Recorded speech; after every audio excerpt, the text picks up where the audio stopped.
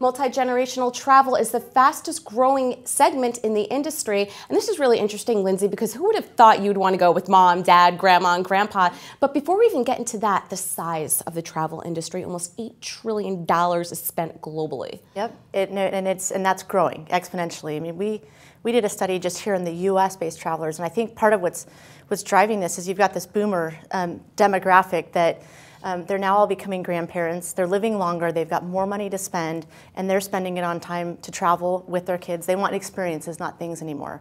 So, they're doubling at twice the rate of any other demographic. We've never seen this trend before. Speaking of demographics, it's interesting because the millennials are making most of the decisions in terms of travel plans. They are. The grandparents are willing to pay, but it's really the millennials that they're doing all the research because obviously they're big into social media, and they're deciding 77% of the destinations they want to go to and 65% of the activities that the families are going to do. So they're a driving force behind this. How important is social media relative to a travel agent? Is social media just driving it home for the decisions? Well, it's a lot of how they do the research, and so really, I mean, they're 70% plus are doing their research on social media. They're finding posts of places they want to go.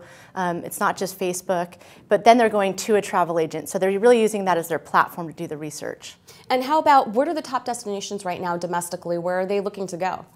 Well, domestically, Orlando and Florida are still very popular. Caribbean, even though it's not considered necessarily domestic, is another hot destination, in national parks because it's a drive market and fuel prices are low right now. And international Western Europe still seems to be the trend? Still hot. Euros, it's a great time to go because of the euro, and again, airline prices are a little bit lower. Was there really that much of a downturn in terms of global travel spending? Because when you look at a couple of the charts, there really wasn't that much of a dip from 2008 to 2015. In fact, it's increased quite a bit over the past couple of years. What shifted was the spend on luxury travel. So, I mean, it was sort of a downshift. Travel in general didn't, but it was more the luxury segment. That was the first one to rebound, though, once the economy got better, and it's off the charts. Okay, thanks very much, Lindsay. My pleasure. For The Street in New York, I'm Jill Malandrino.